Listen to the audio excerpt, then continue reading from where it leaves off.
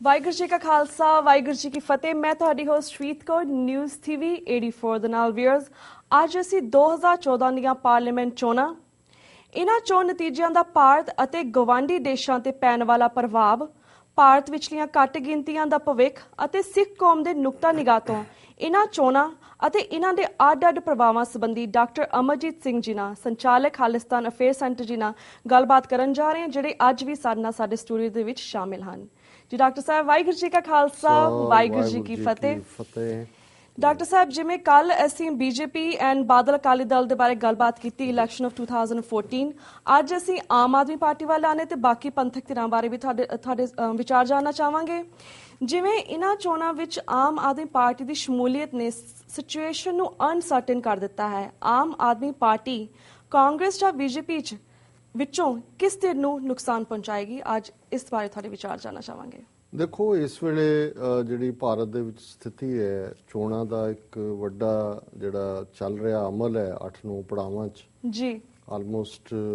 ਅੱਧ ਸੀਟਾਂ ਦੇ ਉੱਤੇ ਤਾਂ ਵੋਟਾਂ ਪੈ ਚੁੱਕੀਆਂ ਨੇ। ਹਾਂਜੀ, 30 ਅਪ੍ਰੈਲ ਨੂੰ ਪੰਜਾਬ 'ਚ 13 ਪਾਰਲੀਮੈਂਟਰੀ ਸੀਟਾਂ ਤੇ ਪੈਣਗੀਆਂ ਔਰ ਬਾਕੀਆਂ ਦਾ ਇੱਕ ਅੱਧਾ ਪੜਾਅ ਸ਼ਾਇਦ 6 ਜਾਂ 7 ਮਈ ਹੈ ਜੀ, ਔਰ 15 ਮਈ ਤੱਕ ਸਭ ਮੁਕੰਮਲ ਹੋ ਕੇ ਨਤੀਜਿਆਂ ਵੱਲ ਗੱਲ ਤੁਰੇਗੀ। ਇਸ ਵੇਲੇ ਜਿਹੜੀ ਸਥਿਤੀ ਹੈ, ਔਰ ਮੈਨੂੰ ਬਹੁਤ ਸਾਰੇ ਇੰਟਰਵਿਊਜ਼ ਦੇ ਵਿੱਚ ਵੀ ਇਹ ਪੁੱਛਿਆ ਗਿਆ ਹੈ ਵੀ ਇੱਕ ਪਾਸੇ ਪੂਰੀ ਮੋਦੀ ਵੇਵ ਜਿਹੜੀ ਆਰਟੀਫਿਸ਼ੀਅਲ ਚਲਾਈ ਜਾ ਰਹੀ ਹੈ। ਮਨਮੋਹਨ ਸਿੰਘ ਨੇ ਅੱਜ ਬਿਆਨ ਦਿੱਤਾ ਹੈ ਜਦੋਂ ਉਹ ਵੋਟ ਪਾਉਣ ਆਇਆ ਆਪਣੀ ਘਰਵਾਲੀ ਨਾਲ, ਉਹਨੇ ਕਿਹਾ ਕਿ ਜੀ ਇਹ ਵੋਟਾਂ ਤੋਂ ਬਾਅਦ ਜਦੋਂ ਪੈ ਗਈਆਂ ਪਤਾ ਲੱਗੇਗਾ ਸਾਡਾ ਬਹੁਮਤ ਆਏਗਾ। ਹਾਂਜੀ, ਪਰ ਮੈਨੂੰ ਇਹ ਲੱਗਦਾ ਹੈ ਵੀ ਜਿਹੜਾ ਅਲਟੀਮੇਟਲੀ ਸਿਸਟਮ ਕੀ ਆਏਗਾ, ਆਮ ਆਦਮੀ ਪਾਰਟੀ ਬਾਰੇ ਗੱਲ ਕਰਨ ਤੋਂ ਪਹਿਲਾਂ ਮੈਂ ਜਰਾ ਓਵਰਆਲ ਪੋਲੀਟੀਕਲ ਸਟਰਕਚਰ ਦੀ ਗੱਲ ਕਰਾਂ ਜੀ, ਕਿ ਜਿਹੜਾ ਕਿਹਦੀ ਸਰਕਾਰ ਬਣਨੀ ਹੈ ਜਾਂ ਕਿਸ ਦੇ ਕੋਲ ਪਾਵਰ ਆਏਗੀ, ਇਹਦਾ ਫੈਸਲਾ 3 ਮਾਈਆਂ ਕਰਨਗੀਆਂ ਜੀ। ਹੁਣ ਉਹ ਮਾਈਆਂ 'ਚ ਜੈ ਲਲਿਤਾ ਜਿਹੜੀ ਤਾਮਿਲਨਾਡੂ ਦੀ ਚੀਫ ਮਿਨਿਸਟਰ ਹੈ, ਔਰ ਜੇ ਮੈਂ ਗਲਤ ਨਾ ਹੋਵਾਂ ਕਿ 45 ਦੇ ਕਰੀਬ ਸੀਟਾਂ ਤਾਮਿਲਨਾਡੂ 'ਚੋਂ ਨੇ ਜਿਹੜੀਆਂ ਪਾਰਲੀਮੈਂਟ 'ਚ ਆਉਂਦੀਆਂ ਨੇ। ਹਾਂਜੀ, ਫਿਰ ਮਮਤਾ ਬੈਨਰਜੀ ਜਿਹੜੀ ਬੰਗਾਲ ਦੀ ਮੁੱਖ ਮੰਤਰੀ ਹੈ, ਤੇ ਇੰਨੀਆਂ ਕੁ ਸੀਟਾਂ ਜਿਹੜੀਆਂ ਨੇ ਉਹ ਬੰਗਾਲ ਦੇ ਵਿੱਚ ਨੇ, ਉੱਥੇ ਹੋਇਆ ਵੀ ਕਾਫੀ ਜ਼ਿਆਦਾ ਵੋਟਾਂ ਪਈਆਂ ਨੇ। ਔਰ ਬੰਗਾਲ 'ਚ ਭਾਰਤ ਦੇ ਸਭ ਸੂਬਿਆਂ ਨਾਲੋਂ ਸਭ ਤੋਂ ਜ਼ਿਆਦਾ ਮੁਸਲਮਾਨ ਵੋਟਰ ਹੈ, 22-23% ਵੋਟਾਂ ਮੁਸਲਮਾਨਾਂ ਦੀਆਂ ਨੇ। ਔਰ ਉਹ ਬਿਲਕੁਲ ਜਿਹੜੇ ਨੇ ਨੰਗੇ ਧੜ ਸਪੋਰਟਰ ਨੇ ਮਮਤਾ ਬੈਨਰਜੀ ਦੇ, ਔਰ ਵੈਸੇ ਵੀ ਉਹ ਬੜੀ ਇੱਕ ਸੈਕੂਲਰ ਮਾਈਂਡਡ ਲੇਡੀ ਹੈ। ਔਰ 2 ਹੀ ਮਿਨਿਸਟਰ ਸਨ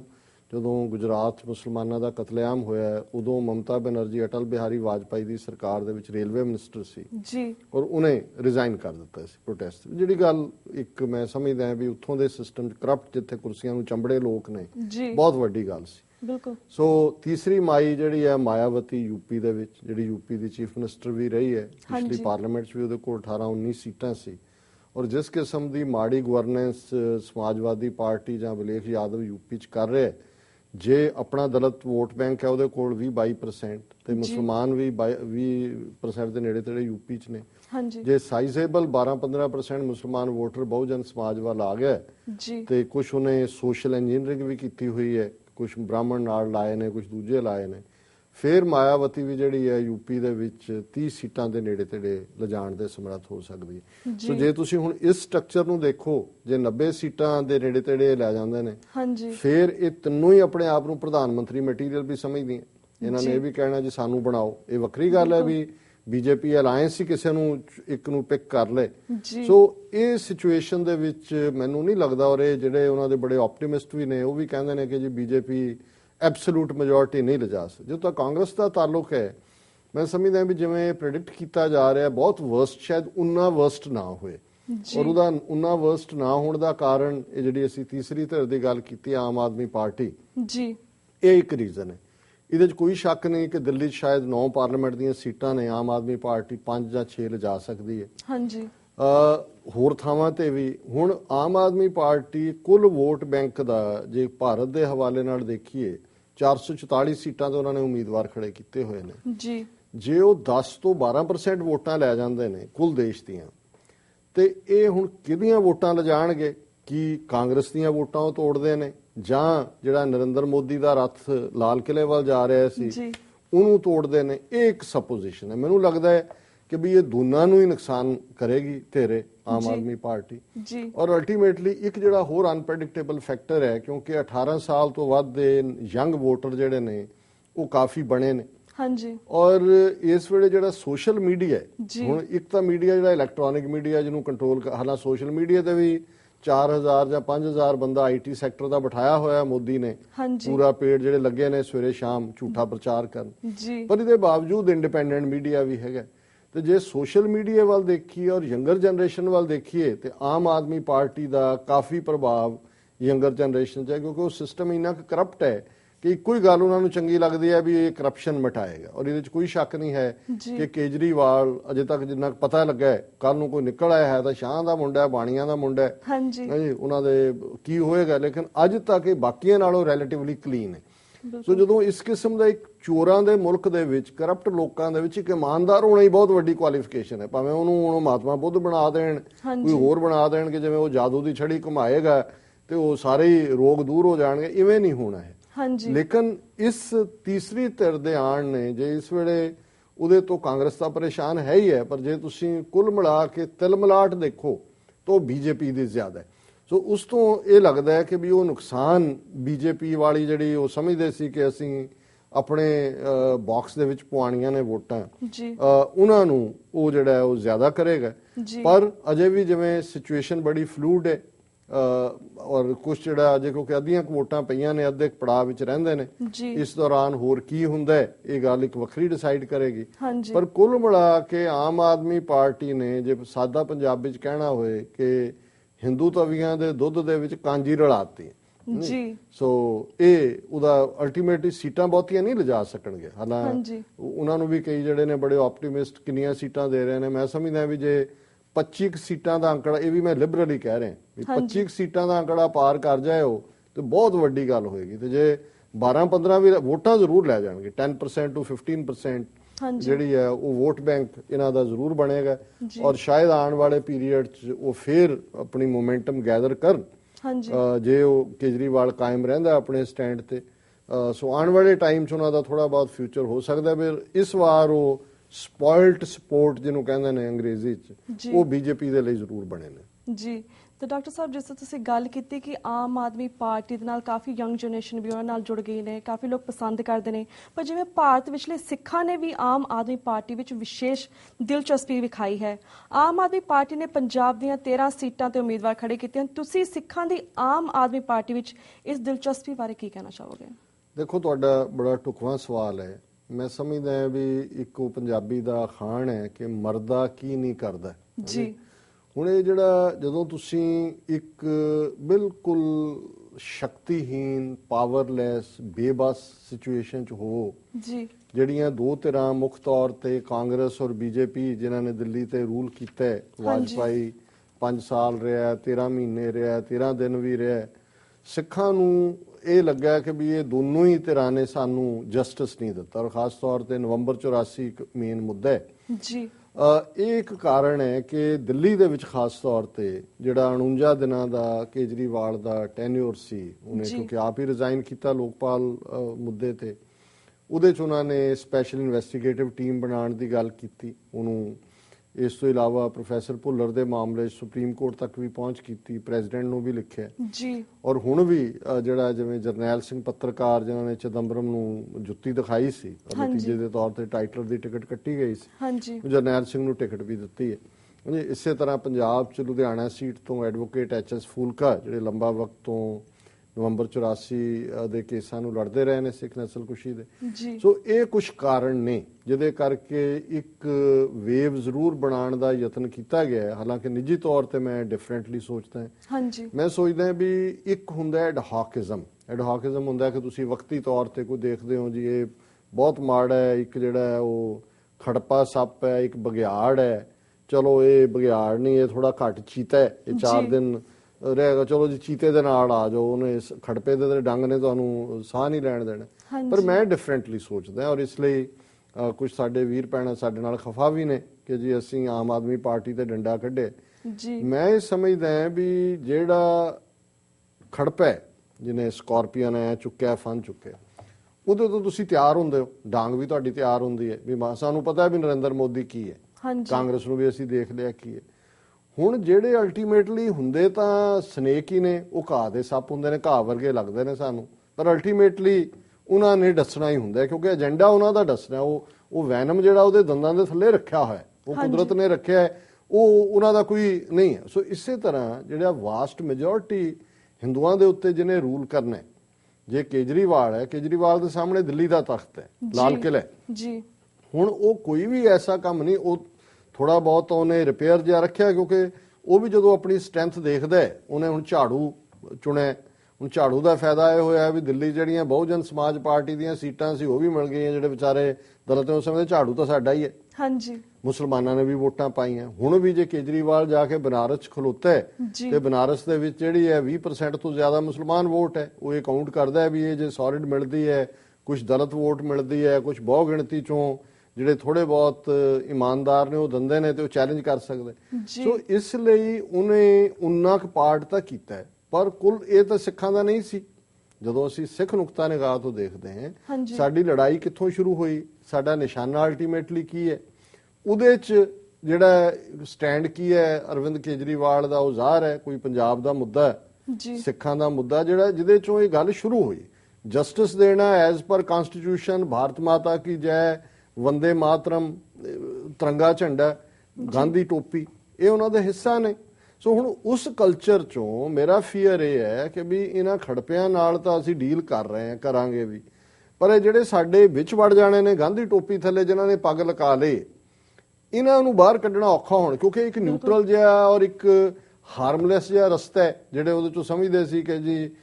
ਇੱਧਰ ਗਿਆ ਤਾਂ ਸਰਕਾਰ ਕੁੱਟਦੀ ਹੈ ਜੇ ਖਾਲਿਸਤਾਨ ਕਹਿੰਦੇ ਆ, ਨਹੀਂ ਜਿਹੜਾ ਦੂਜੇ ਪਾਸੇ ਜੁਆਇਨ ਕਰੀਏ ਤੇ ਸਿੱਖ ਕੁੱਟਦੇ ਨੇ ਕਿ ਵੀ ਤੂੰ ਬੀਜੇਪੀ ਕਾਂਗਰਸ 'ਚ ਵੜ ਗਿਆ। ਹੁਣ ਉਹਨਾਂ ਲਈ ਇੱਕ ਸੇਫ ਰਸਤਾ ਹੈ ਬਾਹਰ ਨਿਕਲਣ ਦਾ। ਸੋ ਮੈਂ ਬਹੁਤਾ ਹੋਪਫੁਲ ਨਹੀਂ ਹੈ, ਮੈਂ ਸਮਝਦਾ ਵੀ ਇਹ ਟ੍ਰੈਂਡ ਠੀਕ ਨਹੀਂ ਹੈ। ਸਿੱਖਾਂ ਨੂੰ ਹੌਲੀ ਹੋਏ, ਤੇਜ਼ ਹੋਏ, ਅੱਜ ਹੋਏ, ਕੱਲ ਹੋਏ, ਆਪਣੇ ਮੁੱਦੇ ਥੋੜੀ ਛੱਡੇ ਜਾਂਦੇ ਨੇ। ਬਿਲਕੁਲ, ਕੌਮਾਂ ਦੀ ਡੈਸਟਨੀ ਕੋਈ ਐਡਹੌਕਿਜ਼ਮ ਹੈ ਵੀ ਤੁਸੀਂ ਹਰ ਮੋੜ ਦੇ ਉੱਤੇ ਜਿਹੜਾ ਕੋਈ ਸਾਧੂ ਦੇਖਣਾ ਹੈ ਵੀ ਉਹਦੇ ਪਿੱਛੇ ਸਵਾਹ ਲੱਗੀ ਹੈ, ਉਹਦੇ ਮਗਰ ਤੁਰ ਪੈਣਾ ਵੀ ਇਹ ਕੋਈ ਜੋਗੀ ਉਤਰ ਕੇ ਆ ਗਿਆ, ਖਨੀ ਇਹੀ ਕੋਈ ਸਾਨੂੰ ਜਿਹੜਾ ਕਲਿਆਣ ਕਰਦੇ ਸਾਡੀ। ਸੋ ਮੈਂ ਸਮਝਦਾ ਵੀ ਇਹ ਅਪਰੋਚ ਸਾਡੇ ਉਹਨਾਂ ਵੀਰਾਂ ਭੈਣਾਂ ਦੀ ਠੀਕ ਨਹੀਂ ਹੈ ਜੀ, ਔਰ ਸਮਾਂ ਦੱਸੇਗਾ ਕਿ ਸਾਡਾ ਸਟੈਂਡ ਜਿਹੜਾ ਅਲਟੀਮੇਟਲੀ ਜਿਸ ਤਰੀਕੇ ਇਵੇਂ ਹੀ ਪੰਜਾਬ 'ਚ ਹੋਇਆ ਸੀ। ਮਨਪ੍ਰੀਤ ਬਾਦਲ ਆਇਆ, ਬਾਹਰ ਵੀ ਆਇਆ, ਉੱਥੇ ਵੀ ਲੱਗ ਗਏ ਜੀ ਚਲੋ ਬਾਦਲਾਂ ਨੂੰ ਤਾਂ ਢਾਏਗਾ, ਹੁਣ ਉਹਦਾ ਦੇਖ ਲਓ ਹਾਲ, ਦਾੜੀ ਮੁੰਨੀ ਹੋਈ ਹੈ, ਉਹ ਕਾਮਰੇਡਾਂ ਦੇ ਨਾਲ ਪਹਿਲਾਂ ਰਲਿਆ, ਹੁਣ ਜਾ ਕੇ ਕਾਂਗਰਸ ਦੇ ਨਾਲ ਰਲ ਗਿਆ। ਹੁਣ ਇਹਦੇ ਚੋਂ ਸਾਡੇ ਵੀਰ ਭੈਣਾਂ ਲੱਭਦੇ ਸੀ ਜੀ ਬੜਾ ਇਮਾਨਦਾਰ ਹੈ ਜੀ, ਇਹ ਕਰਪਸ਼ਨ ਕੱਢੇਗਾ ਜੀ, ਉਹਨੇ ਵੀ ਛੱਡਵੇਂ ਜੇ ਲਾੜਾੜੀ ਪੱਗ ਬੰਨ੍ਹਦਾ ਹੀ ਖਟਕਲ ਕਲਾਂ ਪਹੁੰਚ ਗਿਆ, ਹੁਸੈਨੀ ਵਾਲਾ ਪਹੁੰਚ ਗਿਆ ਜੀ, ਭਗਤ ਸਿੰਘ ਦੀ ਉਹ ਬੜੀ ਇਨਸਪੀਰੇਸ਼ਨ, ਕੀ ਨਿਕਲਿਆ ਉਹਦੇ ਚੋਂ? ਇਹੀ ਫਰਸਟ੍ਰੇਸ਼ਨ ਅਲਟੀਮੇਟਲੀ ਇੱਥੋਂ ਨਿਕਲੇਗੀ। ਇਹ ਸਿੱਖਾਂ ਨੂੰ ਆਪਣਾ ਨੁਕਤਾ ਨਿਗਾਹ, ਆਪਣਾ ਕੌਮੀ ਘਰ, ਖਾਲਿਸਤਾਨ ਦੇ ਮੁੱਦੇ ਤੇ ਸਲੋ ਹੋਏ, ਘੱਟ ਹੋਣ, ਥੋੜੇ ਰਹਿ ਜਾਣ, ਇਹ ਆਪਣੇ ਮੁੱਦੇ ਨਹੀਂ ਛੱਡੇ ਜਾਂਦੇ। ਜਿਹੜੇ ਕੌਮਾਂ ਨੇ ਆਜ਼ਾਦੀ ਲੈਣੀ ਆ ਉਹ ਇਵੇਂ ਥੋੜੀ ਬਦਲਦੇ ਨੇ ਵੀ ਹਰ ਮੋੜ ਤੇ ਤੁਸੀਂ ਇੱਕ ਨਵਾਂ ਜੋਗੀ ਲੱਭ ਲਿਆ ਤੇ ਉਹਦੇ ਮਗਰ ਤੁਰ ਪਏ। ਜੀ ਜੀ ਬਿਲਕੁਲ ਡਾਕਟਰ ਸਾਹਿਬ, ਜਿਵੇਂ ਸ਼੍ਰੋਮਣੀ ਅਕਾਲੀ ਦਲ ਅੰਮ੍ਰਿਤਸਰ ਨੇ 10 ਸੀਟਾਂ ਤੇ ਆਪਣੇ ਉਮੀਦਵਾਰ ਖੜੇ ਕੀਤੇ ਹਨ,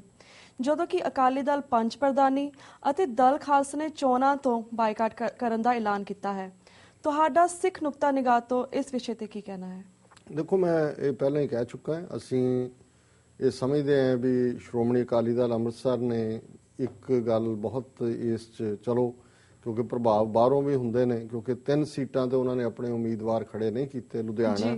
ਜਿੱਥੋਂ HS ਫੂਲਕਾ ਨੇ, ਗੁਰਦਾਸਪੁਰ ਜਿੱਥੋਂ ਆਮ ਆਦਮੀ ਪਾਰਟੀ ਦੇ ਸੁੱਚਾ ਸਿੰਘ ਛੋਟੇਪੁਰ ਨੇ, ਤੇ ਅੰਮ੍ਰਿਤਸਰ ਆਮ ਆਦਮੀ ਪਾਰਟੀ ਦੇ ਡਾਕਟਰ ਦਲਜੀਤ ਸਿੰਘ ਨੇ। ਬਟ ਮੋਸਟ ਲਾਈਕਲੀ ਫਾਇਦਾ ਇਹਨਾਂ ਦੇ ਉੱਥੇ ਖੜੇ ਨਾ ਕਰਨ ਦਾ ਕੈਪਟਨ ਅਮਰਿੰਦਰ ਸਿੰਘ ਨੂੰ ਹੋਏਗਾ ਕਿਉਂਕਿ ਅਰੁਣ ਜੇਤਲੀ ਦੇ ਨਾਲ ਮੁਕਾਬਲੇ। ਮੈਂ ਸਮਝਦਾ ਹਾਂ ਵੀ ਸਰਸਿਮਰਜੀਤ ਸਿੰਘ ਮਾਨ ਖੁਦ ਖਡੂਰ ਸਾਹਿਬ ਤੋਂ ਖੜੇ ਨੇ,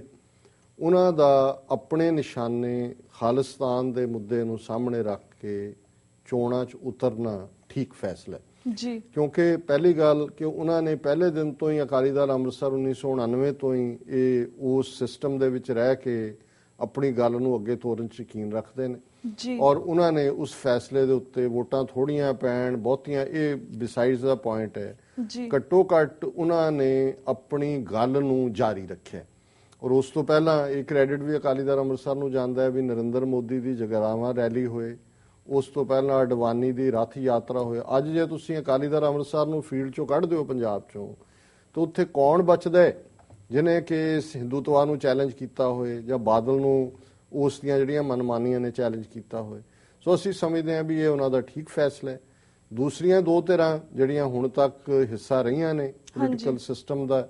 ਉਹਨਾਂ ਨੇ ਸਟੇਟਮੈਂਟਸ ਦਿੱਤੀਆਂ ਇਲੈਕਸ਼ਨਾਂ ਤੋਂ ਦੂਰ ਰਹਿਣ ਦੀਆਂ। ਹਾਲਾਂਕਿ ਮੈਂ ਇਸ ਨੂੰ ਇੱਕ ਡਿਫਰੈਂਟ ਨੁਕਤੇ ਤੋਂ ਸੋਚਦਾ। ਮੈਂ ਸਮਝਦਾ ਵੀ ਦੋ ਹੀ ਤਰੀਕੇ ਹੁੰਦੇ ਨੇ। ਤੁਸੀਂ ਜਦੋਂ ਕਿਸੇ ਸਿਸਟਮ ਚ ਆਉਂਦੇ ਹੋ ਜਾਂ ਸਿਸਟਮ ਦੇ ਖਿਲਾਫ ਲੜਦੇ ਹੋ, ਜਾਂ ਤਾਂ ਹਥਿਆਰਬੰਦ ਸੰਘਰਸ਼ ਹੈ ਨਹੀਂ, ਜਿਹੜਾ ਆਰਮਡ ਸਟਰਗਲ ਹੈ, ਜਿਹਦੇ ਚ ਕਿ ਤੁਸੀਂ ਸਿਸਟਮ 'ਚ ਬਿਲਕੁਲ ਯਕੀਨ ਨਹੀਂ ਰੱਖਦੇ, ਤੁਸੀਂ ਉਹਨਾਂ ਦੇ ਸੰਵਿਧਾਨ ਨੂੰ ਨਹੀਂ ਮੰਨਦੇ, ਤੁਸੀਂ ਉਹਦੇ ਥੱਲੇ ਸਹੁੰ ਨਹੀਂ ਚੁੱਕਣਾ ਚਾਹੁੰਦੇ, ਇੱਕ ਇਹ ਪਾਰਟ ਹੈ। ਔਰ ਇਹ ਜਿਹੜੀਆਂ ਧਿਰਾਂ ਨੇ, ਕਿਉਂਕਿ ਇਹਨਾਂ ਦਾ ਬੇਸ ਤਾਂ ਖਾੜਕੂਵਾਦ ਚੋਂ ਆਇਆ, ਬੇਸਿਕਲੀ ਜੁਝਾਰੂ ਜਥੇਬੰਦੀਆਂ ਹੋਣ, ਦਲ ਖਾਲਸਾ ਹੋਏ, ਇਹਨਾਂ ਦੀ ਲੈਗੇਸੀ ਜਿਹੜੀ ਹੈ ਸਰਕਾਰ ਦੇ ਖਿਲਾਫ ਸੀ। ਜਾਂ ਤਾਂ ਇਸ ਲੈਗੇਸੀ ਨੂੰ ਕਾਇਮ ਰੱਖਦੇ ਪਹਿਲੇ ਦਿਨ ਤੋਂ, ਪਰ ਜੇ ਤੁਸੀਂ ਇਨ ਬਿਟਵੀਨ ਚੋਣਾਂ ਲੜੀਆਂ ਵੀ ਨੇ, ਹੁਣ ਆਲ ਆਫ ਏ ਸਡਨ ਇਹ ਜਿਹੜਾ ਹੋਇਆ ਇਲਹਾਮ ਕਿ ਜੀ ਨਹੀਂ ਇਹ ਠੀਕ ਨਹੀਂ ਹੈ, ਜਿਵੇਂ ਸੈਯਦ ਅਲੀ ਸ਼ਾਹ ਗਿਲਾਨੀ ਹੈ ਹੁਰੀਅਤ ਕਾਨਫਰੰਸ ਦਾ, ਉਹਨਾਂ ਨੇ ਪਹਿਲੇ ਦਿਨ ਤੋਂ ਹੀ ਬਾਈਕਾਟ ਰੱਖਿਆ। ਸੋ ਮੈਂ ਸਮਝਦਾ ਵੀ ਹੋ ਸਕਦਾ ਹੈ ਇਹਨਾਂ ਨੇ ਇਸ ਗੱਲ ਨੂੰ ਮੱਦੇਨਜ਼ਰ ਰੱਖਦੇ ਆ ਕਿ ਵੋਟਾਂ ਡਿਵਾਈਡ ਨਾ ਹੋਣ, ਇਸ ਕਿਸਮ ਦਾ ਫੈਸਲਾ ਲਿਆ ਹੋਏ। ਪਰ ਮੈਂ ਸਮਝਦਾ ਵੀ ਜਦੋਂ ਤੁਸੀਂ ਔਨ ਰੈਕਡ ਚਲੇ ਜਾਂਦੇ ਹੋ, ਜੇ ਅਗਲੀ 5 ਸਾਲ ਡਾਊਨ ਦਾ ਰੋਡ ਉਹਨਾਂ ਨੂੰ ਲੜਨੀਆਂ ਪੈਣਗੀਆਂ, ਫਿਰ ਫੈਸਲਾ ਕੀ ਲੈਣਗੇ। ਸੋ ਮੇਰੇ ਆਪਣੇ ਨਿੱਜੀ ਮੇਰੇ ਵਿਚਾਰ ਨੇ, ਕਿਉਂਕਿ ਅਸੀਂ ਸਮਝਦੇ ਹਾਂ ਵੀ ਉੱਥੋਂ ਰਹਿਣ ਵਾਲੀਆਂ ਧਿਰਾਂ ਜ਼ਿਆਦਾ ਬਿਹਤਰ ਸਮਝਦੀਆਂ ਵੀ ਗਰਾਊਂਡ ਰਿਐਲਿਟੀ ਕੀ ਹੈ। ਪਰ ਮੈਨੂੰ ਇਹ ਲੱਗਦਾ ਹੈ ਕਿ ਸਾਨੂੰ ਆਪਣੀ ਗੱਲ ਜਿਹੜੀ ਹੈ ਉੱਥੇ ਕਹਿਣ ਦੇ ਲਈ ਡੈਮੋਕ੍ਰੇਸੀ, ਭਾਵੇਂ ਫੇਕ ਡੈਮੋਕ੍ਰੇਸੀ ਹੈ ਜਿਵੇਂ ਉਹਨਾਂ ਨੇ ਆਪਣੇ ਬਿਆਨਾਂ ਦੇ ਵਿੱਚ ਕਿਹਾ, ਪਰ ਉਹਦੇ 'ਚ ਤੁਸੀਂ ਆਪਣੀ ਘੱਟੋ ਘੱਟ ਸਟਰੈਂਥ ਜਿੰਨੀ ਹੈ, ਥੋੜੀ ਹੈ, ਬਹੁਤ ਹੈ, ਆਪਣੀ ਗੱਲ ਤਾਂ ਜਾਰੀ ਰੱਖੋ। ਜੇ ਤੁਸੀਂ ਇਲੈਕਸ਼ਨ ਅਰੀਨਾ ਤੋਂ ਬਾਹਰ ਹੋ ਜਾਂਦੇ ਹੋ, ਫਿਰ ਗੱਲ ਹੀ ਮੁੱਕ ਜਾਂਦੀ ਹੈ। ਫਿਰ ਤਾਂ ਹੁਣ ਆਰਮਡ ਸਟਰਗਲ ਤਾਂ ਹੈ ਨਹੀਂ, ਤੇ ਇਹ ਜਿਹੜੇ ਨੇ ਵੀਰ ਭੈਣਾਂ, ਇਹ ਹੁਣ ਆਰਮਡ ਸਟਰਗਲ ਕਰਨੋਂ ਤਾਂ ਰਹੇ। ਸੋ ਪਰ ਇਹ ਉਹਨਾਂ ਦਾ ਫੈਸਲਾ, ਮੈਂ ਇਸ ਬਾਰੇ ਇਸ ਤੋਂ ਬਾਅਦ ਹੋਰ ਕੀ ਕਹਿ ਸਕਦਾ। ਜੀ ਬਿਲਕੁਲ। ਤੇ ਡਾਕਟਰ ਸਾਹਿਬ, ਜਿਸ ਤਰ੍ਹਾਂ ਤੁਸੀਂ ਕੱਲ ਗੱਲ ਕੀਤੀ ਸੀ, ਜਿਸ ਤਰ੍ਹਾਂ ਕਾਂਗਰਸ ਤੇ ਬੀਜੇਪੀ, ਇਹਨਾਂ ਦੀ ਜਿਹੜੀ ਮਾਂ ਹੈ ਉਹ ਆਰਐਸਐਸ ਹੈ। ਬੀਜੇਪੀ ਦੀ, ਕਾਂਗਰਸ ਦੀ ਨਹੀਂ, ਕਾਂਗਰਸ ਦੀ ਮਾਂ ਸੋਨੀਆ ਗਾਂਧੀ ਹੈ ਜੀ, ਅੱਗੋਂ ਉਹਦੀ ਮਾਂ ਇੰਦਰਾ ਗਾਂਧੀ ਹੈ। ਹਾਂਜੀ। ਤੇ ਜਿਸ ਤਰ੍ਹਾਂ ਸਾਨੂੰ ਇੱਕ ਈਮੇਲ ਆਈ ਸੀ ਜਿਸ ਦੇ ਵਿੱਚ ਯੰਗਰ ਜਨਰੇਸ਼ਨ ਦੇ ਇੱਕ ਰਾਹਤ ਨੇ ਪੁੱਛਿਆ ਸੀ ਕਿ ਜਿਸ ਤਰ੍ਹਾਂ ਆਰਐਸਐਸ ਸਿੱਖਾਂ ਦੇ ਖਿਲਾਫ ਕਿਉਂ ਹੈ, ਆਰਐਸਐਸ ਕੀ ਚੀਜ਼ ਹੈ ਅਤੇ ਇਸ ਤੋਂ ਸਿੱਖ ਕੌਮ ਕਿਸ ਤਰ੍ਹਾਂ ਬਚ ਸਕਦੀ ਹੈ। ਦੇਖੋ, ਅਸੀਂ ਸ਼ੁਰੂ ਦੇ ਵਿੱਚ ਇਹ ਗੱਲ ਕਹੀ ਸੀ ਜਦੋਂ ਮੈਂ ਨਾਜ਼ੀਆਂ ਦੇ ਨਾਲ ਕੰਪੇਅਰ ਕੀਤਾ ਸੀ ਕਿ ਆਰਐਸਐਸ ਦਾ ਫਾਊਂਡਰ ਜਾਂ ਬਾਨੀ ਡਾਕਟਰ ਹੈਡਗੇਵਾਰ ਸੀ। ਬਾਅਦ ਦੇ ਵਿੱਚ ਉਹਨੂੰ ਇਸ ਬੂਟੇ ਨੂੰ ਜਿਹੜਾ ਬਹੁਤ ਚੰਗੇ ਢੰਗ ਨਾਲ ਜਿਹਨੇ ਪਰਵਰਿਸ਼ ਕੀਤੀ, ਉਹ ਗੋਲਵਲਕਰ ਸੀ, ਜਿਹਨੂੰ ਇਹ ਗੁਰੂ ਗੋਲਵਲਕਰ ਕਹਿੰਦੇ ਸੀ। ਔਰ ਉਹਨਾਂ ਦੇ ਸੰਵਿਧਾਨ 'ਚ ਲਿਖਿਆ ਹੋਇਆ ਵੀ ਆਰਐਸਐਸ ਦਾ ਮੁਖੀ ਜਿਹੜਾ ਕੋਈ ਬ੍ਰਾਹਮਣ ਹੀ ਹੋ ਸਕਦਾ। ਹੁਣ ਬਦਲਿਆ ਹੋਇਆ ਸੰਵਿਧਾਨ ਤਾਂ ਪਤਾ ਨਹੀਂ, ਇਸ ਲਈ ਜਿੰਨੇ ਵੀ ਫੋਲੋ ਹੋਏ, ਗੋਲਵਲਕਰ ਆਇਆ, ਪ੍ਰੋਫੈਸਰ ਸੁਦਰਸ਼ਨ ਆਇਆ ਜਾਂ ਭਾਗਵਤ ਆਇਆ, ਨਹੀਂ ਇਹ ਸਾਰੇ ਜਿਹੜੇ ਨੇ ਉਸ ਲਾਈਨ ਦੇ ਉੱਤੇ ਹੀ ਰਹੇ ਨੇ। ਇਹਨਾਂ ਦਾ ਬੜਾ ਸਪਸ਼ਟ ਨਿਸ਼ਾਨਾ ਹੈ। ਜਿਵੇਂ ਨਾਜ਼ੀਆਂ ਨੇ ਇਹ ਗੱਲ ਕਹੀ ਸੀ ਕਿ ਅਸੀਂ ਸੁਪੀਰੀਅਰ ਰੇਸ ਹੈ, ਵਾਈਟ ਰੇਸ, ਔਰ ਇਹ ਮੁਲਕ ਯੂਰਪ ਉਹਨਾਂ ਦਾ ਹੀ ਹੈ, ਦੂਸਰੀਆਂ ਇਨਫੀਰੀਅਰ ਰੇਸਿਸ ਨੇ। ਇਹਨਾਂ ਦਾ ਬੜਾ ਸਪਸ਼ਟ ਨਿਸ਼ਾਨਾ ਹੈ ਹਿੰਦੂ, ਹਿੰਦੀ, ਹਿੰਦੁਸਤਾਨ, ਕਿ ਵੀ ਇੱਥੇ ਰਹਿਣ ਵਾਲਾ ਹਰ ਵਸਿੰਦਾ ਹਿੰਦੂ ਹੈ ਔਰ ਹਿੰਦੀ ਤੁਹਾਡੀ ਜ਼ਬਾਨ ਹੈ ਔਰ ਇਹੀ ਹਿੰਦੁਸਤਾਨ ਹੈ, ਬਾਕੀਆਂ ਨੂੰ ਕੋਈ ਹੱਕ ਨਹੀਂ ਹੈ। ਔਰ ਇਹੀ ਖਾਸ ਤੌਰ ਤੇ ਇਸਲਾਮ ਔਰ ਕ੍ਰਿਸਚੀਅਨਿਟੀ ਨੂੰ ਤਾਂ ਉਹ ਬਾਹਰਲੇ ਮਜ਼ਹਬ ਮੰਨਦੇ ਨੇ ਔਰ ਉਹ ਕਹਿੰਦੇ ਨੇ ਕਿ ਜੀ ਇਹਨਾਂ ਦੇ ਪੁਰਖੇ ਕਿਉਂਕਿ ਹਿੰਦੂ ਸੀ, ਇਸ ਲਈ ਕਨਵਰਟ ਹੋਣ ਵਾਪਸ ਔਰ ਆਪਣੇ ਆਪ ਨੂੰ ਹਿੰਦੂ ਕਹਾਣ। ਸਿੱਖਾਂ ਦੇ ਮਾਮਲੇ 'ਚ ਇਹਨਾਂ ਦੀ ਪਹੁੰਚ ਇਹ ਹੈ ਵੀ ਇਹ ਹਿੰਦੂ ਧਰਮ ਦਾ ਹਿੱਸਾ ਹੈ ਔਰ ਇਹੀ ਕਾਰਨ ਹੈ ਕਿ ਵੀ ਇਹਨਾਂ ਨੇ ਸ਼ੁਰੂ ਤੋਂ ਹੀ, ਜਦੋਂ ਹਿੰਦੂ ਜਿਹੜਾ ਥਾਟ ਹੈ ਉਹ ਸਿੱਖ, ਬੋਧੀ ਤੇ ਜੈਨੀ, ਇਹਨਾਂ ਨੂੰ ਹਿੰਦੂ ਮੰਨਦਾ ਹੈ। ਔਰ ਕਨਸਟੀਟਿਊਸ਼ਨਲੀ ਵੀ ਇਹਨਾਂ ਦਾ ਹੀ, ਪਟੇਲ ਵਰਗੇ ਲੋਕ ਇਹਨਾਂ ਦੇ ਪ੍ਰਭਾਵ ਥੱਲੇ ਹੀ ਸੀ ਜਿਨ੍ਹਾਂ ਨੇ ਅਲਟੀਮੇਟਲੀ ਸੰਵਿਧਾਨ 'ਚ ਸਾਨੂੰ ਹਿੰਦੂ ਬਣਾਇਆ। ਸੋ ਆਰਐਸਐਸ ਬੜੀ ਸਪਸ਼ਟ, ਉਹ ਸਿੱਖਾਂ ਦੇ ਵੱਖਰੀ ਪਛਾਣ ਨੂੰ ਕਿ ਅਸੀਂ ਇੱਕ ਅੱਡ ਧਰਮ ਹੈ ਉਹ ਮਾਨਤਾ ਨਹੀਂ ਦਿੰਦੇ। ਉਹ ਇਹ ਕਹਿੰਦੇ ਨੇ ਕਿ ਹਿੰਦੂ ਇੱਕ ਸਮੁੰਦਰ ਹੈ, ਸਮੁੰਦਰ ਦੇ ਵਿੱਚ ਹਿੰਦੂ ਧਰਮ ਇੱਕ ਸਮੁੰਦਰ ਹੈ, ਜਿਵੇਂ ਸਮੁੰਦਰ 'ਚ ਛੱਲਾਂ ਹੁੰਦੀਆਂ ਨੇ, ਉੱਡਦੀਆਂ ਨੇ, ਆਉਂਦੀਆਂ ਨੇ, ਇਸੇ ਤਰ੍ਹਾਂ ਸਿੱਖ ਧਰਮ ਇੱਕ ਛੋਟੀ ਜਿਹੀ ਛੱਲ ਹੈ ਪਰ ਇਹ ਵਾਸਟ ਹਿੰਦੂ ਸਮੁੰਦਰ ਦਾ ਹਿੱਸਾ ਹੈ। ਹੁਣ ਇਹ ਬੇਸਿਕ ਟਕਰਾਅ ਹੈ ਔਰ ਇਸੇ ਕਰਕੇ ਜਿਹੜੇ ਸਿੱਖ ਹੈ, ਸਿੱਖੀ ਦੀ ਪਛਾਣ ਤਾਂ ਅੱਡਰੀ ਹੈ। ਗੁਰੂ ਨਾਨਕ ਸਾਹਿਬ ਨੇ ਹੀ ਮਾਰਿਆ ਸਿੱਕਾ ਜਗਤ ਵਿੱਚ ਨਾਨਕ ਨਿਰਮਲ ਪੰਥ ਚਲਾਇਆ, ਸ਼ਬਦ ਜਿੱਤੀ ਸਿੱਧ ਮੰਡਲੀ ਕੀਤੋ ਆਪਣਾ ਪੰਥ ਨਿਰਾਲਾ। ਸੋ ਸਾਡਾ ਨਿਰਾਲਾ ਪੰਥ ਹੈ, ਨਿਰਾਲਾ ਥਾਟ ਹੈ ਔਰ 10ਵੇਂ ਪਾਤਸ਼ਾਹ ਨੇ 5 ਕਕਾਰੀ ਖਾਲਸੇ ਦੇ ਰੂਪ 'ਚ ਇਹ ਸਾਨੂੰ ਹਦਾਇਤ ਕਰ ਦਿੱਤੀ ਕਿ ਜਬ ਲਗ ਖਾਲਸਾ ਰਹੇ ਨਿਆਰਾ, ਤਬ ਲਗ ਤੇਜ ਦਿਓ ਮੈਂ ਸਾਰਾ, ਜਾਬੇ ਗਏ ਵਿਪਰਨ ਕੀ ਰੀਤ, ਮੈਂ ਨਾ ਕਰੋ ਇਨਕੀ ਪ੍ਰਤੀਤ। ਕਿ ਜੇ ਖਾਲਸਾ ਨਿਆਰਾ ਹੈ ਤੇ ਮੇਰਾ ਸਾਰਾ ਤੇਜ ਤਾਕਤ ਖਾਲਸੇ ਕੋਲ ਹੈ, ਪਰ ਜੇ ਇਹਨੇ ਵਿਪਰ ਬ੍ਰਾਹਮਣ ਦਾ ਰਸਤਾ ਚੁਣਨਾ ਹੈ, ਫਿਰ ਮੇਰਾ ਇਹਦੇ ਨਾਲ ਕੋਈ ਸੰਬੰਧ ਨਹੀਂ। ਹੁਣ RSS ਖੜਾਈ ਬ੍ਰਾਹਮਣਵਾਦ ਤੇ ਹੈ, ਵਰਣ ਆਸ਼ਰਮ, ਜਾਤ ਪਾਤ, ਹਿੰਦੂ ਸੁਪੀਰੀਓਰਿਟੀ। ਸੋ ਇਹਦੇ ਲਈ ਸਾਡਾ ਜਿਹਨੂੰ ਇਹ ਕਹਿੰਦੇ ਨੇ ਕਿ ਬੇਸਿਕ ਐਂਟਾਗੋਨਿਜ਼ਮ ਹੈ, ਔਰ ਉਹ ਵੀ ਇਹ ਸਮਝਦੇ ਨੇ, ਔਰ ਇਸ ਲਈ ਇੰਦਰਾ ਗਾਂਧੀ ਦੇ ਵੀ ਪੂਰੀ ਇਹਨਾਂ ਨੇ ਹਮਾਇਤ ਕੀਤੀ। ਹੁਣ ਦਿੱਲੀ ਜਾਂ ਦੂਸਰੀਆਂ ਥਾਵਾਂ ਤੇ ਸਿੱਖ ਨਸਲਕੁਸ਼ੀ ਦੀ ਗੱਲ ਬਹੁਤ ਵਾਰੀ ਕਾਂਗਰਸ ਦੇ ਹਵਾਲੇ ਨਾਲ ਹੁੰਦੀ ਹੈ, ਬਟ ਬਹੁਤ ਵੱਡੀ ਗਿਣਤੀ 'ਚ RSS ਦੇ ਵਰਕਰਾਂ ਨੇ, ਲੀਡਰਾਂ ਨੇ ਉਸ ਨਸਲਕੁਸ਼ੀ ਦੇ ਵਿੱਚ ਪਾਰਟਿਸਿਪੇਟ ਕੀਤਾ ਸੀ, ਪਰ ਹੌਲੀ ਉਹਨਾਂ ਨੇ ਬਾਹਰ ਕੱਢ ਦਿੱਤਾ। ਹੁਣ ਉਹੀ ਰਸਤਗੀ ਜਿਹੜਾ RSS ਦਾ ਬੰਦਾ ਹੈ, ਅਰੁਣ ਜੇਤਲੀ ਦਾ ਰਾਈਟ ਹੈਂਡ ਮੈਨ ਹੈ, ਜਿਹੜਾ ਜਗਦੀਸ਼ ਟਾਈਟਲਰ, ਸੱਜਣ ਕੁਮਾਰ ਦੀ ਪੈਰਵਾਈ ਕਰ ਰਿਹਾ, ਉਹਨਾਂ ਦਾ ਵਕੀਲ ਹੈ। ਇਹੀ ਰਸਤਗੀ ਨਰਿੰਦਰ ਮੋਦੀ ਦਾ ਵਕੀਲ ਹੈ, ਜਿਹਨਾਂ ਕਿ 2002 ਦੇ ਵਿੱਚ ਇਹਦਾ ਰੋਲ ਨਹੀਂ ਸੀ ਕਰਨ ਲਈ। ਸੋ ਕੁੱਲ ਮਿਲਾ ਕੇ ਜੇ ਉਹੀ ਨਾਨਾਵਤੀ ਕਮਿਸ਼ਨ ਜਿਹੜਾ ਨਵੰਬਰ 84 ਚ ਸਿੱਖ ਨਸਲਕੁਸ਼ੀ ਨੂੰ ਪ੍ਰੋਬ ਕਰਨ ਲਈ ਬਣਿਆ, ਉਹੀ ਨਾਨਾਵਤੀ ਕਮਿਸ਼ਨ ਵਾਜਪਾਈ ਨੇ 2002 ਚ ਗੁਜਰਾਤ ਦੇ ਜਿਹੜੇ ਮੁਸਲਮਾਨਾਂ ਦਾ ਕਤਲੇਆਮ ਸੀ ਉਹਦੀ ਇਨਵੈਸਟੀਗੇਸ਼ਨ ਲਈ ਬਣਾਇਆ। ਸੋ RSS ਜਿਹੜਾ ਹੈ ਉਹ ਬਹੁਤ ਖਤਰਨਾਕ ਏਜੰਡੇ ਦੇ ਉੱਤੇ ਹੈ, ਔਰ ਜੇ ਇਹਨਾਂ ਦੇ ਹੱਥ 'ਚ ਹੁਣ ਪਾਵਰ ਆਈ ਐਬਸੋਲੂਟ, ਤੇ ਇਹ ਸਫਾਈ ਕਰ ਦੇਣਗੇ ਸਿੱਖਾਂ ਦੀ ਵੀ। ਇਹਦੇ ਬਾਰੇ ਕੋਈ ਭੁਲੇਖਾ ਨਹੀਂ ਹੋਣਾ ਚਾਹੀਦਾ। ਬਾਕੀ ਗੁਜਰਾਤ 'ਚ ਉਹਨਾਂ ਨੇ ਕੀ ਨੀਤੀ ਲਈ ਹੈ, ਉਸ ਤੋਂ ਪਹਿਲਾਂ ਜਦੋਂ ਪਹਿਲੀ ਵਾਰੀ ਨਰਿੰਦਰ ਮੋਦੀ ਗੁਜਰਾਤ ਦਾ ਮੁੱਖ ਮੰਤਰੀ ਬਣਿਆ ਸੀ ਤੇ ਗੁਰੂ ਨਾਨਕ ਸਾਹਿਬ ਦੇ ਪ੍ਰਕਾਸ਼ ਦਿਵਸ ਦੀ ਛੁੱਟੀ ਕੈਂਸਲ ਕਰ ਦਿੱਤੀ ਸੀ ਉਹਨੇ, ਹਾਲਾਂਕਿ ਅਗਲੇ ਸਾਲ ਦਬਾਅ ਥੱਲੇ ਉਹਨੂੰ ਜਾਰੀ ਕਰਨੀ ਪਈ। ਸੋ ਇਹ ਪੂਰੀ ਤਰ੍ਹਾਂ ਐਂਟੀ ਸਿੱਖ ਨੇ, ਔਰ ਇਹਨਾਂ ਨੇ ਜਿਹੜਾ ਬਹੁਤ ਜ਼ਬਰਦਸਤ ਕਾਂਡ ਕਰਨਾ ਹੈ ਮਾਈਨੋਰਿਟੀਜ਼ ਦਾ। ਜੀ ਬਿਲਕੁਲ। ਤੇ ਡਾਕਟਰ ਸਾਹਿਬ, ਸਾਡੇ ਕੋਲ 3-4 ਮਿੰਟ ਰਹਿ ਗਏ ਨੇ। ਅੱਜ ਐਟ ਦੀ ਐਂਡ TV 84 ਦੇ ਦਰਸ਼ਕਾਂ ਨੂੰ ਤੁਸੀਂ ਕੋਈ ਖਾਸ ਵਿਚਾਰ ਸ਼ੇਅਰ ਕਰਨਾ ਚਾਹੋਗੇ ਦਰਸ਼ਕਾਂ ਦੇ ਨਾਲ? ਦੇਖੋ, ਮੈਂ ਸਮਝਦਾ ਹਾਂ ਵੀ TV 84 ਜਿਹੜਾ ਲਗਭਗ 1 ਸਾਲ ਤੋਂ ਜ਼ਿਆਦਾ ਦਾ ਆਪਣਾ ਸਫ਼ਰ ਤੈਅ ਕਰ ਚੁੱਕਾ ਹੈ ਜੀ। ਇਹ ਯਤਨ ਰਿਹਾ ਜਿੰਨਾ ਕੁ ਸਾਰੇ ਪ੍ਰਬੰਧਕ ਵੀਰ, ਸਾਡੀ ਟੈਕਨੀਕਲ ਟੀਮ, ਸਾਰਿਆਂ ਨੇ ਬੜੀ ਡੈਡੀਕੇਸ਼ਨ, ਡਿਵੋਸ਼ਨ ਦੇ ਨਾਲ ਜੀ ਇਸ ਨੂੰ ਅੱਗੇ ਤੋਰਨ ਦਾ ਯਤਨ ਕੀਤਾ। ਔਰ ਸਾਡਾ ਯਤਨ ਇਹ ਹੁੰਦਾ ਹੈ ਵੀ ਜਿਹੜਾ ਵਿਊ ਪੁਆਇੰਟ ਹੋਰ ਕਿਸੇ ਮੀਡੀਆ ਨੇ ਨਹੀਂ ਦੇਣਾ, ਹੁਣ ਤੁਸੀਂ ਇਲੈਕਟ੍ਰੋਨਿਕ ਚੁੱਕ ਲਓ, ਪ੍ਰਿੰਟ ਚੁੱਕ ਲਓ, ਉਹ ਖਬਰਾਂ ਨਹੀਂ ਹੋਣਗੀਆਂ, ਸਟੋਰੀਜ਼ ਕਿਲ ਕਰ ਦੇਣਗੇ ਜਾਂ ਖਬਰ ਨੂੰ ਟਵਿਸਟ ਹੋਰ ਦੇ ਦੇਣਗੇ। ਹੁਣ ਸਰੀ ਦੇ ਵਿੱਚ 2.5 ਲੱਖ ਸਿੱਖਾਂ ਨੇ ਪਿਛਲੇ ਸੈਚਰਡੇ ਨਗਰ ਕੀਰਤਨ 'ਚ ਪਾਰਟਿਸਿਪੇਸ਼ਨ ਕੀਤੀ, ਔਰ ਫਰੰਟ ਤੋਂ ਬੈਕ ਤਾਂ ਖਾਲਿਸਤਾਨ ਦੀਆਂ ਗੂੰਜਾਂ ਸੀ, ਸਟੇਜ ਤੋਂ ਨਾਅਰੇ ਸੀ, ਫਲੋਟ ਖਾਲਿਸਤਾਨ ਦੇ, ਘੱਲੂਘਾਰੇ ਦੇ ਸੀ। ਹੁਣ ਕਿੰਨਾ ਕੁ ਜਿਹੜਾ ਤੁਸੀਂ ਇੰਡੀਆ ਦਾ ਨੈਸ਼ਨਲ ਮੀਡੀਆ ਚੁੱਕ ਲਓ, ਇਲੈਕਟ੍ਰੋਨਿਕ ਜਾਂ ਪ੍ਰਿੰਟ, ਕਿੰਨਿਆਂ ਕਿੰਨਾਂ ਨੂੰ ਕਵਰ ਕੀਤਾ। ਸੋ ਇਸੇ ਤਰ੍ਹਾਂ ਮੈਂ ਸਮਝਦਾ ਵੀ ਹੋਰ ਵੀ ਇਵੈਂਟਸ ਨੇ। ਸੋ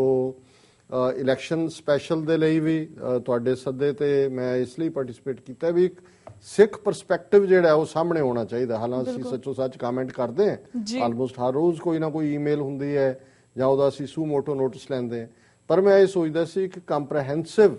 ਜਿਹੜੀ ਆ ਗੱਲਬਾਤ, ਇਹਨੂੰ ਅਸੀਂ ਐਂਡ ਨਹੀਂ ਕਰ ਰਹੇ। ਹੋ ਸਕਦਾ 2 ਹਫ਼ਤੇ ਬਾਅਦ ਅਸੀਂ ਫੇਰ ਇੱਕ ਸਪੈਸ਼ਲ ਕਰ ਰਹੇ ਹੋਈਏ, ਜਦੋਂ ਤੱਕ ਵੋਟਾਂ ਪੈ ਜਾਣਗੀਆਂ ਜਾਂ ਜਦੋਂ ਚੋਣ ਨਤੀਜੇ ਆ ਗਏ ਉਸ ਤੋਂ ਬਾਅਦ ਵੀ, ਕਿਉਂਕਿ ਅਸੀਂ ਇਹ ਚਾਹੁੰਦੇ ਹਾਂ ਕਿ ਸਾਡੇ ਦਰਸ਼ਕਾਂ, ਸਰੋਤਿਆਂ ਦਾ ਜਿਹੜਾ ਇੱਕ ਵਸੀਹ ਦਾਇਰਾ ਹੈ, ਔਰ ਇਸ ਵੇਲੇ ਪੰਜਾਬ ਦੇ ਵਿੱਚ ਵੀ ਜਿਹੜੇ ਨੇ ਸਾਡੇ ਯੰਗਰ ਖਾਸ ਤੌਰ ਤੇ ਇਸ ਨੂੰ ਦੇਖਦੇ ਨੇ ਔਰ ਇਸ ਨਾਲ ਜੁੜੇ ਹੋਏ ਨੇ, ਉਹ ਇਹ ਗੱਲ ਦੇਖਣ ਕਿ ਵੀ ਜਦੋਂ ਵੀ ਕੌਮਾਂ ਦੇ ਉੱਤੇ ਮੁਸੀਬਤਾਂ ਦੇ ਪਹਾੜ ਟੁੱਟਦੇ ਨੇ, ਜਿਹੜਾ ਬਾਹਰ ਸਰਫੇਸ ਨਜ਼ਰ ਆ ਰਿਹਾ ਹੁੰਦਾ ਉਹ ਕੋਈ ਪਹਾੜ ਨਹੀਂ ਹੁੰਦਾ ਕਿ ਵੀ ਤੁਹਾਡੇ ਸਿਰ ਤੇ ਡਿੱਗਣ ਲੱਗਾ ਤੇ ਤੁਸੀਂ ਉਹਨੂੰ ਕੋਈ ਧੱਕਾ ਦੇ ਕੇ ਪਿੱਛੇ ਰੋਕਣਾ। ਉਹ ਸਿੰਪਟਮਸ ਹੁੰਦੇ ਨੇ, ਲੱਛਣ ਹੁੰਦੇ ਨੇ, ਉਹ ਬਣ ਰਹੇ ਹੁੰਦੇ ਨੇ ਕਿ ਵੀ ਕਿੱਧਰ ਨੂੰ, ਜਿਵੇਂ ਜਦੋਂ ਬੱਦਲ ਹੁੰਦੇ ਨੇ ਤੇ ਸਿਆਣੇ ਕਿਸਾਨ ਜਾਂ ਸਿਆਣੇ ਬਜ਼ੁਰਗ ਜਿਹੜੇ ਸੀ ਉਹਨਾਂ ਨੂੰ ਹੁੰਦਾ ਸੀ ਜੀ ਪੂਰਾ ਵਗਦਾ ਹੈ ਜਾਂ ਕਣੀਆਂ ਆਣਗੀਆਂ ਜਾਂ ਕੋਈ ਹੋਰ ਹੋਏਗਾ, ਉਹ ਆਕਾਸ਼ ਵੱਲ ਦੇਖ ਕੇ ਅੰਦਾਜ਼ਾ ਲਾ ਲੈਂਦੇ ਸੀ ਵੀ ਆਉਣ ਵਾਲੇ ਦਿਨਾਂ ਦਾ ਵੈਦਰ ਕੀ ਹੋਏਗਾ। ਸੋ ਇਸੇ ਤਰ੍ਹਾਂ ਮੈਂ ਸਮਝਦਾ ਵੀ ਪੋਲੀਟੀਕਲ ਵੈਦਰ ਹੈ, ਤੇ ਜੇ ਜਿਹੜੀਆਂ ਸਿਆਣੀਆਂ ਕੌਮਾਂ ਨੇ ਉਹ ਅੰਦਾਜ਼ਾ ਲਾ ਕੇ ਆਪਣਾ ਸੇਫ ਹੇਵਨ ਲੱਭਦੀਆਂ ਕਿ ਉਹਨਾਂ ਨੇ ਆਪਣੇ ਆਪ ਨੂੰ ਕਿਵੇਂ ਸੁਰੱਖਿਅਤ ਕਰਨਾ,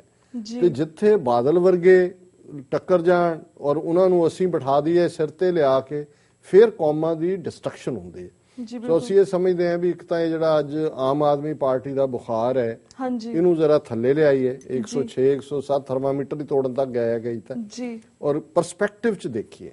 ਔਰ ਮੈਂ ਸਮਝਦਾ ਹਾਂ ਵੀ ਅਸੀਂ ਜ਼ਰੂਰ ਇਹ ਕਵਾਂਗੇ ਕਿ ਪੰਜਾਬ ਦੇ ਵਿੱਚ ਜਿਹੜੇ ਕੈਂਡੀਡੇਟਸ, ਔਰ ਖਾਸ ਤੌਰ ਤੇ ਅਕਾਲੀ ਦਲ ਅੰਮ੍ਰਿਤਸਰ ਦੇ ਜੇ 10 ਕੈਂਡੀਡੇਟਸ ਨੇ, ਅਸੀਂ ਉਹਨਾਂ ਨੂੰ ਆਪਣਾ ਸਮਰਥਨ ਦਿੰਦੇ, ਔਰ ਅਸੀਂ ਸਮਝਦੇ ਹਾਂ ਵੀ ਉਹਨਾਂ ਦੀ ਯਥਾ ਸ਼ਕਤ ਮਦਦ, ਕੋਈ ਜਿੱਤਣ ਹਾਰਨ ਦੀ ਗੱਲ ਨਹੀਂ ਹੈ, ਨਾ ਹੀ ਉਸ ਪਾਸੇ ਕੋਈ ਗੱਲ ਆਏਗੀ, ਪਰ ਮੈਂ ਸਮਝਦਾ ਵੀ ਸਾਡਾ